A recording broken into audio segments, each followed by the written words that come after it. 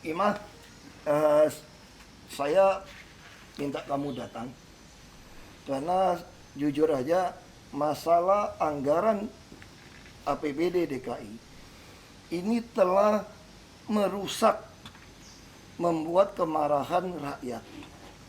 Dan saya masih ingat, saya punya banyak anak magang. Kamu yang paling lama magang sama saya. Dari tahun 2010 ya masalahnya. Kita udah 10 tahun lebih. Di antara semua anak magang yang saya katakan baik, rata-rata tidak mau masuk ke politik. Makanya saya berusaha memprovokasi supaya kalian terpanggil menjadi politisi. Dan saya masih ingat waktu saya ditahan di Makobrimob, saya minta kamu masuk ke PDI Perjuangan, mewakili saya, menjaga APBD DKI dari penggarung-penggarung. Kamu tahu persis bagaimana saya ribut berantem dengan sesama orang partai saya pun tidak semua senang. Saya ngotot, saya sampai dikatakan anjing, diteriak di Mendagri. Saya juga balas saja. Saya memang anjing penjaga uang orang Jakarta. Nah, saya berharap pada saat dalam tahanan, saya tidak mungkin lagi mengurus DKI, sedangkan orang miskin begitu banyak. Dan saya tahu kamu ikut saya, bantu banyak orang miskin. Orang miskin butuhkan pertolongan. Kan saya sudah katakan, kita bantu orang miskin dan yang membutuhkan pertolongan. Di situ kenapa kita jadi pejabat. Kamu nggak mau, kamu nolak. Lalu saya yakinkan kamu masuk, lalu ternyata di dalam dapil kamu orang memilih kamu terpilih. Nah, setelah masuk, ya kita memang jarang ketemu, tapi kan kita bisa WA gitu ya. Selama ini saya melihat semua, ya ada keperluan apa, ada yang sakit, ada yang butuh pertolongan, kita minta bantu kamu. Ada beberapa kita bantu dengan yang kami punya uang pribadi lah. Ketika kita temukan orang bantu, kita juga minta kamu urus rumah sakit, sosial, kamu memang ambil di komisi itu. Nah sekarang yang jadi persoalan, walaupun dulu pun kita ribut, saya sampaikan, kalau PADDKI turun, kalau ada COVID, kita punya penghasilan turun, PNS, ASN, tunjangan dipotong 50% ya. Kalau DPRD menaikkan penghasilan, saya pun tidak suka. Itu nggak benar. Lalu Pak Pras mengatakan, saya akan cek, karena dia ketua juga tidak bisa mungkin kontrol semua. Nah, saya akan cek sampai di mana, dia bilang. Apakah ke Mendagri atau gimana, saya tidak tahu. Saya tidak pernah ikutin kalian secara detail. Lalu Pak Pras mengatakan, saya akan cek, dia bilang. Lalu kemudian satu hari kemudian dia kirimin saya ada surat pernyataan Pak Pras bahwa DPRD tidak pernah ada kenaikan gaji dan tunjangan. Nah, saya tidak tahu, kamu lebih tahu. Makanya yang saya mau tahu, selama kamu jadi DPRD, penghasilannya berapa sih sebetulnya? Karena kamu nggak pernah taruh di website. Jadi harapan saya, kamu harus taruh di website semua penghasilan kamu seperti saya. Supaya masyarakat bisa lihat. Karena kalau kamu nggak mau taruh seperti itu, berdebat di dunia sosmed yang begitu pro kontra, tidak akan siapa yang menang kalah. Kita bicara data. Saya tahu ada beberapa orang yang memanfaatkan sosmed mendapatkan pemilih. Saya juga tahu ada beberapa orang mungkin yang tidak pernah jadi pejabat, berkoar-koar seolah-olah dia hebat.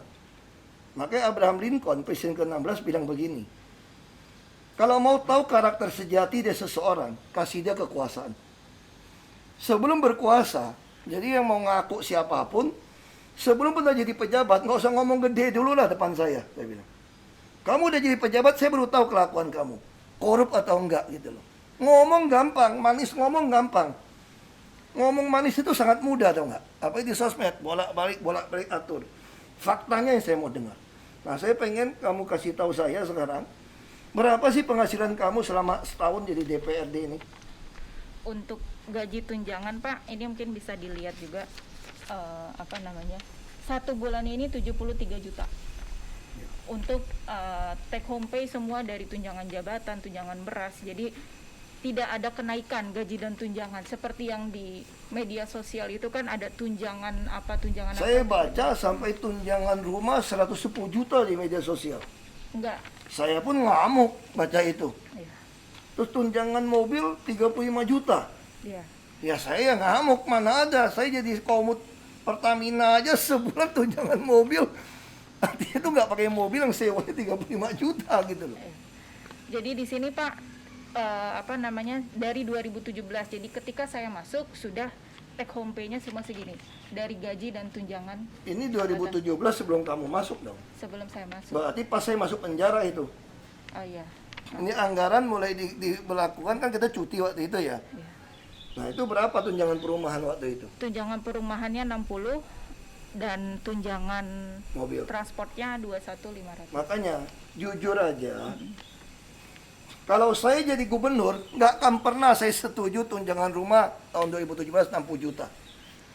Mobil 21,5 juta, saya tidak pernah setuju. Itu yang saya selalu berantem sama teman-teman kamu di Dewan. Kenapa? Karena dulu belum keluar PP 18 tahun 2017 kalau nggak salah, yang mengatur radius 5 km dari kantor DPRD. Kalau itu pun berlaku, berarti kamu harus sewa rumah di Menteng. Sewa rumah di Menteng juga bukan di jalan-jalan Imam Bonjol Teku Umar yang gede-gede gitu loh. Ini ada asas kepatutan, ukuran rumah ke dinas DPRD yang nggak disediakan tuh berapa gitu loh. Kalau ukurannya 200 meter atau 400 meter, saya sewa rumah di Menteng pasaran cuma 350 juta, 400 juta. Rumah tua 1 tahun. Nah kalau kamu kasih tunjangan dulu, kalau saya cuma 30 juta kalau salah 1 bulan. Kalau 30 juta itu ada asas kewajaran. Tapi oke lah. Iya. Ini dia 60 juta karena memang sejak kamu juga belum ada niat di politik. Iya. Terus sewa mobil 21,5 juta. Kalian mobilnya Corolla Artis waktu itu. Saya sempat usul, untuk apa Pemda belikan mobil Toyota Corolla kalau biaya semua ditanggung?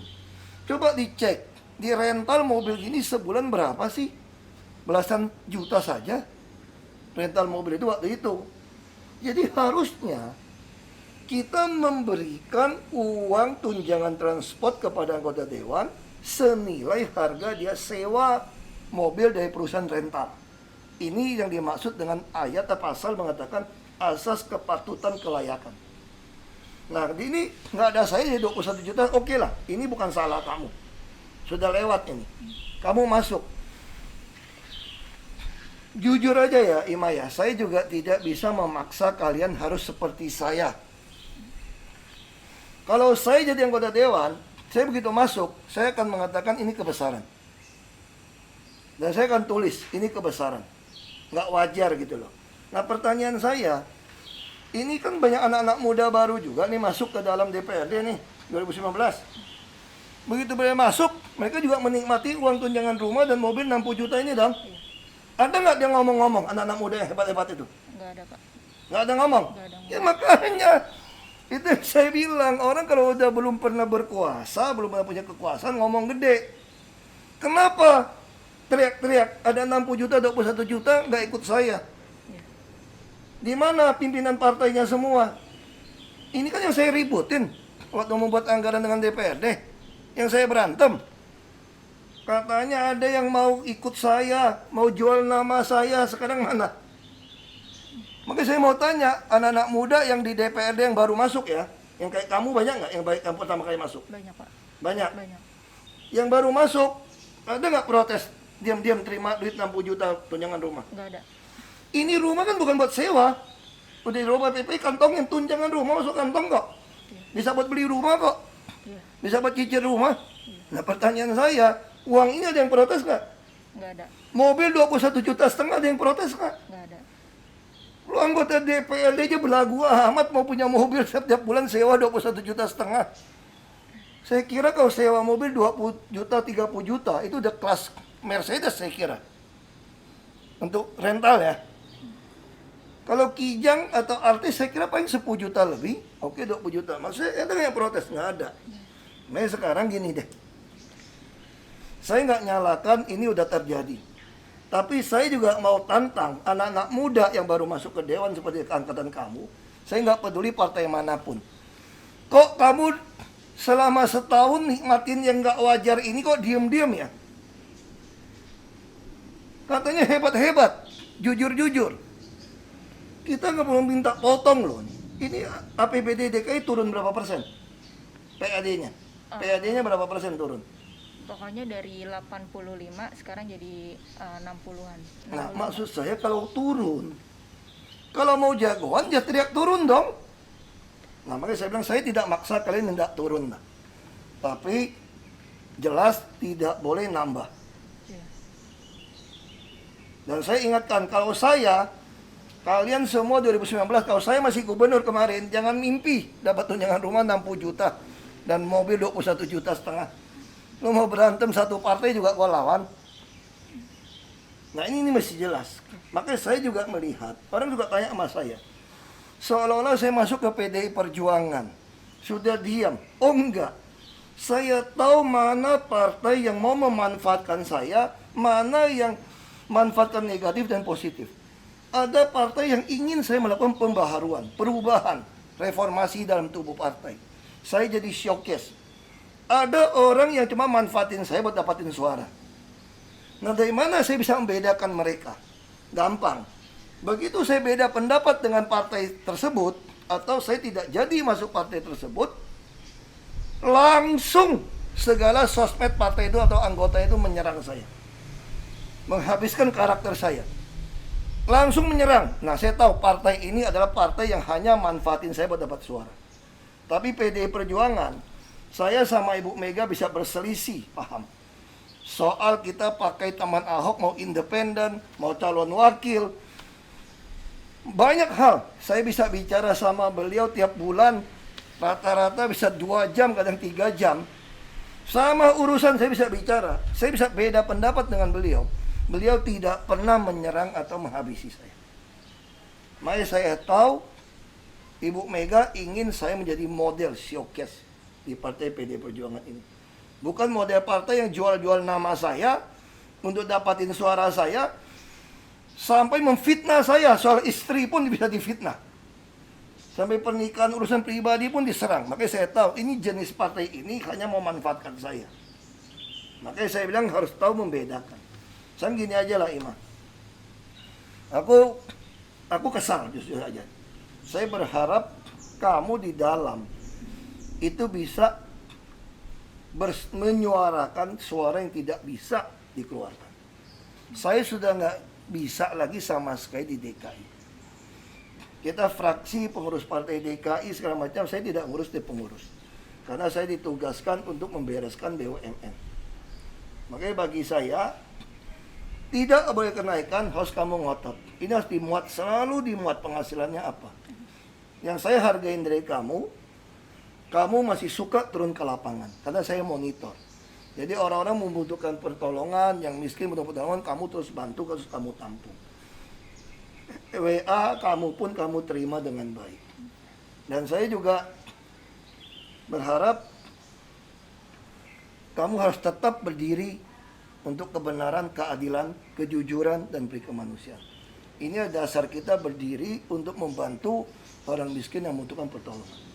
Nah saya nggak tahu, kalau kamu bilang ini tidak ada kenaikan segala macam, ya sudah clear bagi saya. Kamu mau sampaikan apa silakan. Jadi Pak, pertama sudah clear gaji dan tunjangan juga, gaji tunjangan tidak ada, dan yang naik hanya ada kegiatan dewan. Kegiatan dewan itu apa itu? Pertama kan reses Pak, reses kita. Uangnya sebagai masuk ke masyarakat. kalian atau masuk ke mana? Enggak masuk ke kami, masuk ke penyelenggara. Penyelenggara yang menyelenggarakan reses. Jadi Bukan kirim ke rekening kalian bukan kan? ke rekening. Jadi kita datang hanya untuk menjadi narasumber, menyerap aspirasi Itu dari dilakukan masyarakat oleh Sesdewan, oleh sekretariat dewan. dipertanggungjawabkan oleh sekretariat dewan. Sekretariat dewan. Jadi semua laporan ke sana. Jadi saya pun hanya datang dan menjadi narasumber aspirasi dari masyarakat. Jadi 700 juta, bahkan ada satu channel YouTube sudah menyebut nama saya menikmati 700 juta ke rekening pribadi. Oke, itu perkeliruan itu kalau kayak gini. Itu perkeliruan. Jadi kamu mau ngomong apa lagi? Jadi ini yang harus dikeluarkan masyarakat, 700 juta sampai nama saya dibawa-bawa menikmati apa itu tidak benar. Jadi yang masuk ke rekening hanya gaji dan tunjangan yang ada di sini. Makanya saya bilang, kamu ikutin jejak saya, ini taruh di website pribadi, atau di Instagram atau apa. Nah, kenapa? Karena kalau ada perkeliruan dilakukan oleh siapapun, orang akan melihat ke data ini gitu loh. Ada bukti transfer gitu loh. Nah, ini yang tidak dilakukan, makanya orang gampang mempelintir. Ya, jadi saya kira ini sekali lagi, saya tahu kamu betul-betul saya yang memprovokasi masuk ke politik. Kamu tidak mau masuk ke politik. Makanya saya memanggil kamu. Saya tidak peduli kamu senang nggak senang. Masa ketika saya menyampaikan kebenaran kepada kamu, kamu benci sama saya. Saya menyampaikan kebenaran kok. Saya gini aja lah, saya penasihat ya. Dunia politik ini ada baik dan jahatnya. Saya nggak mau katakan ini kayak dua sisi mata uang. Tapi yang pasti, dunia politik itu ada baik dan jahat. Baiknya, kita ada kuasa menolong banyak orang. Seperti kamu sekarang di DPRD.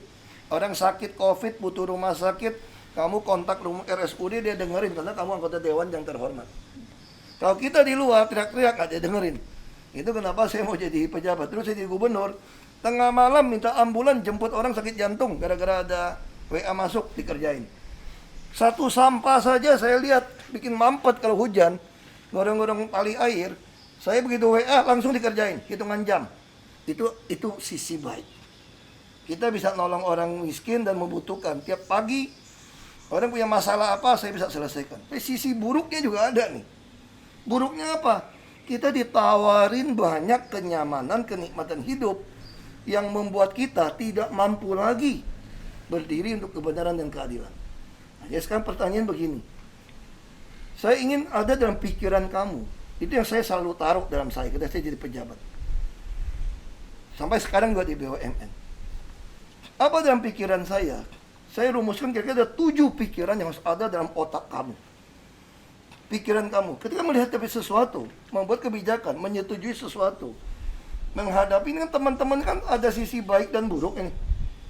Apa yang harus kamu lakukan? Pertama, dalam pikiran kamu, ketika ada satu masalah datang, apa anggaran, ada duit, ada kegiatan apapun, kamu mulai tanya sama kamu. Ini benar nggak ya? Ini sesuai aturan nggak ya? Ini sesuai nggak aturan? Benar apa enggak? Ini sah apa enggak? Kalau iya, lolos.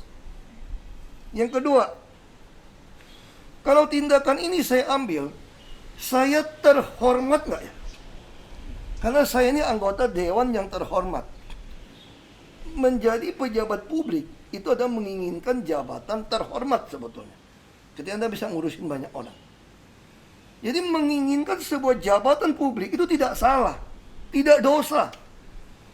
Karena kamu menginginkan sebuah jabatan melayani orang banyak. Kamu tuh terhormat gitu loh, selama kamu menggunakan sisi baiknya. Makanya bagi saya menginginkan sebuah jabatan itu tidak dosa. Yang dosa kalau ingin jabatan bukan untuk nolong orang banyak. Nah, yang kedua mau cek, terhormat nggak saya lakukan ini kira-kira. Yang ketiga, adil nggak di nurani rakyat? Perasaan adil rakyat terusik nggak ketika saya melakukan ini? Saya bisa mewujudkan keadilan sosial nggak dengan ini? Di situasi COVID, situasi gitu susah. Kita harus ada empati. Kira-kira adil nggak yang saya lakukan? Ini cek yang ketiga. Yang keempat, kalau ini dilakukan perbuatan kita, ini melanggar etika nggak? Melanggar kesusilaan nggak? Ini penting. Ini nomor 4 ini penting. Kira-kira langgar etika nggak nih? Secara aturan legal semua oke. Tapi secara etika, kesusilaan kita oke nggak? Kalau itu nggak oke, tinggalin. Nah yang kelima, ini istilah anak muda saya pinjem nih. Kalau kita punya sikap baik sama orang-orang, benar nggak? Ada anak yang baik, aduh cute banget, manis banget, kira-kira gitu loh. Nah ini kira-kira kalau kamu ambil tindakan ini, orang lain melihat, mendengar, Orang akan bilang, wah ini tindakannya bagus banget ya, cute banget ya, baik banget ini orang gitu loh. Misalnya kamu ketemu orang mau ladenin orang, kamu jadi pejabat, orang ngundang nikahan kamu datang, orang salaman kamu salam dulu. Orang kan bilang tuh nggak, waduh gue nggak nyangka loh, Ima udah jadi pejabat DPRD masih gitu baik loh, manis banget anaknya, baik banget. Itu faktor yang kelima. Yang keenam, kalau kamu lakukan ini semua, orang kira-kira akan bicarakan sedap nggak didengar orang, kira-kira gitu. Kalau sampai ini dibicarakan di luar, ini kira-kira baunya sedap nggak diomongin orang. Orang ngomongin kita yang jelek atau ngomongin yang sedap kalau ketahuan ini. Nah ini kasus kemarin kalau naik gaji semua nih, ini udah nggak sedap.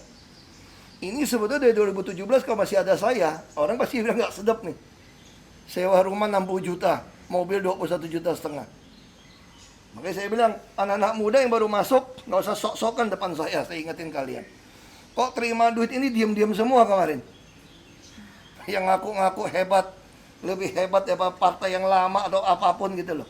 Jadi saya mau tanya gitu loh, ada nggak anak-anak muda itu ngomong? Kalau ada ngomong, nggak usah ngajarin kita. Dia anak muda mau berpolitik, saya kasih tahu, kalau bodoh nurut, pintar ngajar. Kejujuran nomor 1, nama baik nomor 1 di atas segala harta. Yang ketujuh apa yang penting? Kebijakan yang kita buat, putusan yang kamu ambil, ini disebut orang tindakan kebajikan apa bukan? Dan layak dipuji nggak kira-kira? Jadi yang kamu ambil ini, kira-kira orang begitu dengar, orang kan muji-muji kalian nggak? Bukan kita juga berusaha hidup supaya orang muji kita ya. Saya katakan lagi, dalam dunia ini, suka dan nggak suka imbang. Suka nggak suka akan imbang. Jadi kita bukan berdasarkan mereka, kita berdasarkan nurani kita. Saya bukan bekerja minta pujian. Kalau minta pujian, kita kan berusaha pencitraan tuh, manis-manis tuh, supaya orang puji. Tapi pada akhirnya busuk juga loh. Karena kalau kebohongan itu nggak bisa ditutupin. Nah saya kira 7 ini yang harus kamu pikirkan terus. Ini ngambil tindakan-tindakan. Ya sekali lagi Ima, saya berterima kasih kamu mau masuk ke politik karena saya yang minta. Dan saya juga sangat bersyukur kamu sepaham dengan saya kenapa kita perlu ada di PDI Perjuangan. Saya sampaikan berkali-kali. Dan kenapa saya begitu ngotot di PDI Perjuangan. Karena saya tahu PDI Perjuangan bukan memanfaatkan saya secara negatif. Tapi Ibu Mega sedang mempertontonkan bahwa dia punya kader yang betul-betul bisa berdiri untuk kebenaran, keadilan, kejujuran, dan perikemanusiaan dengan membela yang miskin membutuhkan. Istilahnya Bu Mega, kita sedang mempertontonkan ada politisi yang bisa mengamalkan Pancasila. Ini ideologi kita. Kita adalah negara yang memperjuangkan keadilan sosial bagi seluruh Indonesia. Nah itulah yang kita lakukan. Yang saya lakukan sampai hari ini untuk menjadi showcase bahwa tidak semua orang politisi, apalagi di PDI Perjuangan, kamu katakan kami buruk. Itu kenapa saya ajak kamu masuk. Karena saya lihat kamu bisa lakukan ini dengan baik.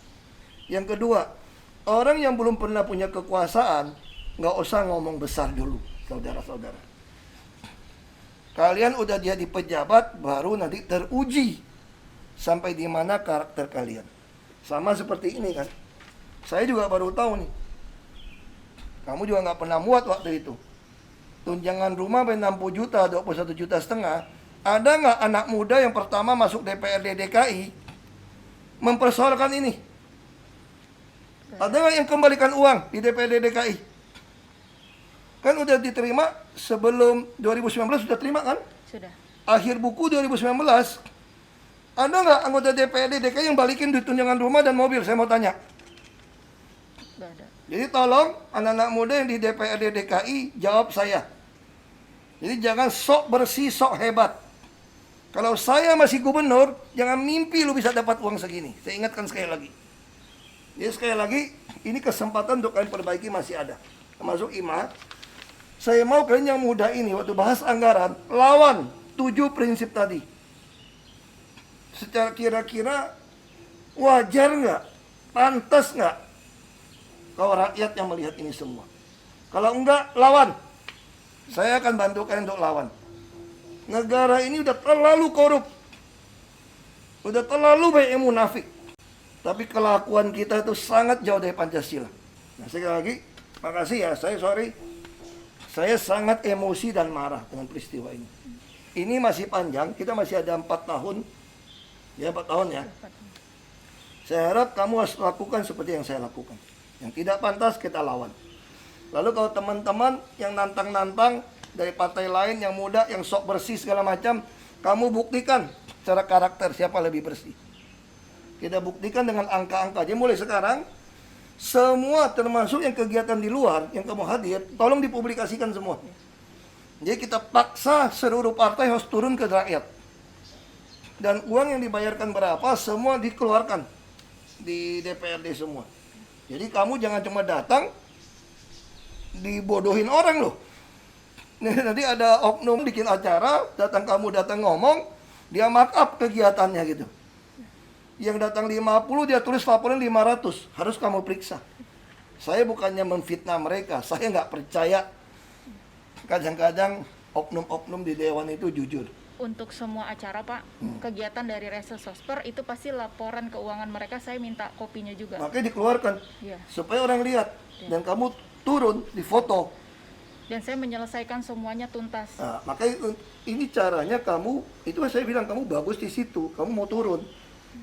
Jadi kamu bisa paksa anggota dewan yang lain yang manipulasi data tidak turun. Jadi kamu nggak usah takut menyampaikan kebenaran dong. Saya kan udah cerita banyak, kamu udah ikut saya gitu lama. Saya pernah dimusuhin hampir semua satu partai dulu, saya cuek aja. Nilai saya nggak ditentukan oleh kalian kok. Lalu kita khawatir, ini nggak ada duit gimana? Kamu kan tahu kondisi saya. Percayalah sama saya. Yang kita khawatirkan pun belum tentu terjadi. Yang kedua, nama baik itu lebih berharga daripada segala kekayaan besar. Kalau kamu jujur kerja dengan baik, siapapun mau ngajak kamu kerja di perusahaan dia. Kita bisa hidup lah. Untuk pas-pasan seperti apa juga, relatif kaya miskin relatif. Ya sekali lagi, kamu jangan takut tidak terpilih oleh rakyat karena nggak bantu mereka.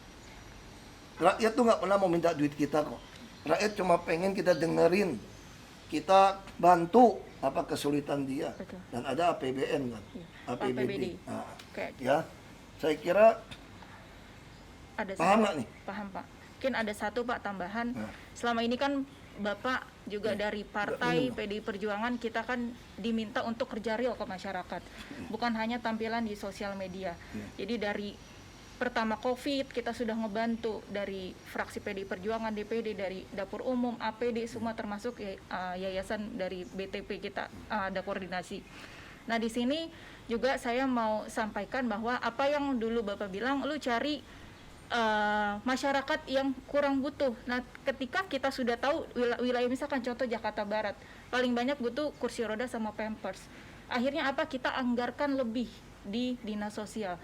Selama ini Pampers lansia nggak pernah ada. Nah, itu yang memperjuangkan adalah Komisi E dari fraksi PDI Perjuangan. Terus kedua mengenai yang terakhir adalah mengenai rumah ibadah Pak. Jadi semua rumah ibadah zaman COVID sekarang ini sepi. Jadi mereka pun untuk cuci karpet, untuk bersihkan kursi, itu mereka tidak punya anggaran pada mengadu. Akhirnya kemarin kita perjuangkan seluruh rumah ibadah di DKI dapat tunjangan. Jadi kita di sini juga berusaha bukan hanya di luar media sosial, kita di rapat kita perjuangkan, kita di masyarakat kita kerjakan. Itu yang perintah terutama dari Ibu Ketum, dari Bapak dan juga Ketua DPD DKI. Makanya saya kenapa senang sama kerja partai. Kalian pun merelakan gaji kalian, tunjangan kalian disumbangkan ke partai untuk bekerja untuk seperti ini. Makanya PDI Perjuangan kita bisa kasih makanan, kasih apa, dan sangat rapi. Sumber keuangan partai itu jelas. Dari anggota DPRD, dari anggota DPR RI, dari sumbangan para anggota pengurus. Ke rekening gotong royong. Jadi ini yang penting, rekening gotong royong kita tuh ada. Iya. Makanya saya katakan orang mau ngatain partai kita apapun, partai kita sedang on the right track. Kita punya arsip yang baik, administrasi yang baik di DPP, dan semua data, semua pengurus sampai ke anak ranting kita mulai perhatikan. Jadi sekali lagi, saya cuma minta Ima, kamu lakukan itu, kebaikan itu semua, kamu sampaikan dengan data-data. Terutama nanti waktu turun ke lapangan, uang semua habis berapa, data turun semua. Kita harus membuat jadi showcase, standar. Itu yang saya lakukan dalam berpolitik. Anggota DPRD ada berapa orang? 100 ya? 106. 106. Tinggal 104. Oke, 104. Kalau saya jadi anggota DPRD, saya mau memaksa 103 orang selain saya, mau partai saya, partai orang lain, ikutin standar saya. Jadi itu yang saya lakukan. Ketika saya jadi gubernur, siapapun pengganti saya harus gunakan standar saya. Ketika saya jadi anggota DPRD, DPR RI, siapapun pengganti saya harus gunakan standar saya. Nah itu yang harus kamu lakukan. Ya, ini terima kasih banyak nih. Ya. Kita akan muat ini di vlog saya nih supaya orang tahu situasi terjadi. Terus panggil kamu datang, jelasin. Karena ini jujur aja saya emosi, saya marah. Saya sangat marah karena kita juga sibuk nggak lihat ini semua. Ya ini tolong harus dimuat ini. Ya. Ini semua harus dimuat di website.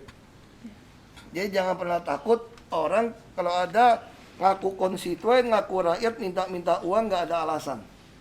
Tolak. Tapi kalau yang membutuhkan, ini tanya sama teman kamu kan satu magang untuk si Nurul. Yang membutuhkan pun mahal pun. Kadang-kadang rekening saya juga bukan lebih duit banyak. Saya transfer. Tanya sama si Nurul. Saya coba berpikir, toh bulan depan masuk lagi dari gaji. Masalahnya apa? Dia lebih butuh daripada saya. Makanya saya mau kasih. Tapi kalau yang bohong-bohongin, cuma iseng-iseng, Pak, saya mau bikin dapur lah, apalah. Ini urusannya apa? Lu mau bikin dapur masih bagus, nggak selesai gitu loh. Nggak kamu kasih. Apa orang mana nggak mau pilih saya? Ya nggak usah pilih. Jadi kamu nggak usah takut orang nggak pilih kamu lagi. Kamu bekerja aja, terpilih nggak terpilih itu ekses rakyat melihat kita. Sama kayak saya. Ketika orang Jakarta 52% nggak mau pilih saya biasa saja. Ya sudah. Berarti kamu menganggap saya tidak baik. Ya sudah. Saya bisa kerja lebih baik daripada jadi gubernur gaji cuma sekian. Nah ini sesuatu yang kita lakukan. Lalu kita jadi di Komut, gaji terima 201 juta. Takut kita. Nggak berani ngomong. Selesai saya. Saya tetap suara keras. Nyampaikan kebenaran. Soal saya dipecat, ya sudah. Toh selama ini saya udah sering ngalamin yang itu juga kok. Nah yang penting nilai kita nggak runtuh. Kamu nggak boleh takut nggak dipilih, kamu nggak boleh takut miskin. Kamu percayalah sama saya. Burung aja nggak pernah ada yang takut kok. Tiap pagi makan. Terus suka pagi-pagi lari kasih tuh kukur makan aja tuh burung. Mau nggak punya tuh burung, masa kita lebih nilai kita lebih rendah daripada seekor burung? Itu burung, cipit nggak pernah takut. Gue kadang-kadang mikir, ini burung makan apa ya di Jakarta tinggal sini ya? Beranak banyak aja dia. Nah, jadi kita nggak usah takut. Lo lawan aja. Dan saya juga senang Pak Pras sebagai ketua sangat mendukung. Dia mendukung, saya bilang nggak bisa naik ini. Pas memang nggak naik dia, oke. Karena dia juga tahu, kalau saya di luar bisa kita jadi masalah, nanti ribut. Ya, dari secara partai, saya tetap yakin PDI Perjuangan ini partai andalan kita. Kalau Anda yang merasa baik-baik, bagus-bagus di luar, mengatakan anggota partai yang kami satu partai tidak baik, ya Anda masuk dong, supaya Anda tunjukkan karakter Anda gitu loh. Jadi bukan masuk dong, tunjukin. Saya mau tahu kamu sebersih apa sih kalau udah di dalam. Ya, sekali lagi, kamu representatif saya di DPRD DKI ini. Orang tahu kamu ikut saya, orang tahu saya ngajak kamu masuk partai. Dan saya pasti marah sama kamu kalau kamu nggak laksanakan ini. Nah, misal contoh ini terakhir. Jika saya melarang kamu untuk membuka kebenaran dan transparansi. Misalnya saya brengsek nih, tiba-tiba saya udah mulai salah minum obat nih, ngaco nih. Melarang kamu nih. Terus kamu gimana? Saya ngajarin gimana? Lawan atau nurut? Lawan. Lawan. Karena kalau kamu tidak lawan saya yang sudah nggak benar, kamu nurut, saya selesai, kamu juga selesai. Berarti kamu ini nggak beres, nggak becus juga. Jadi kalau ada siapapun mengajarkan kamu yang lain dari yang pernah saya ajarkan tentang kebenaran, keadilan, kejujuran, peri kemanusiaan, membantu orang miskin dan membutuhkan, siapapun yang mengajarkan di luar itu, termasuk saya yang mengajarkan itu, kamu bisa bilang dalam hati, terkutuklah kamu, aku nggak mau dengerin lu. Brengsek kamu, termasuk saya kamu begitu, terkutuk kamu, mati aja lu neraka situ. Karena kamu mengajarkan sesuatu yang berbeda dengan yang diajarkan oleh kita. Itu yang kamu tahu. Ya sekali lagi, maaf sorry, aku sangat emosi dan kesal ini. Tapi udah penjelasannya aku kira udah cukup jelas. Ya, terima kasih semuanya. Ya, buat yang suka ngomong-ngomong, silakan maju ke politik. Tunjukkan karakter kalian bersih. Buat anggota DPRD, kamu sampaikan salam ke anak-anak muda, kan banyak yang kirim-kirim salam tuh ke saya tuh. Angkatan yang baru-baru masuk tuh. Kasih tahu, nggak usah sok-sok bersih, kau terima ini diam-diam juga brengsek, kau bilang lu. Nah sekarang ya udah terjadi ya sudah. Tapi jangan banyak ngomong di luar sok kok, gitu loh. Ya lu kalau mau ikutin saya ya gitu dong ikutinnya, jangan tanggung-tanggung. Gue juga masih hidup-hidup sehat aja sampai hari ini. Kenapa takut gitu loh. Dan yang seperti dijabarkan ada beberapa channel YouTube tuh nggak benar semua tuh Pak, yang ada naik. Kamu nggak perlu ngelawan mereka mau channel YouTube, channel apa, percuma. Masyarakat kita kan nggak bodoh. Yang penting datanya kamu kasih lihat. Ya, nanti saya Ini tampilkan. loh data loh. Ya. Yang 7 juta, nanti kamu tulisin. Anggota dewan ke lapangan dibayar berapa sekdewan ini. Ya, ini udah hujan nih, stop dulu nih. Ya. Masih semua. Ya, Ayo, ya Pak. masih ya. Ya.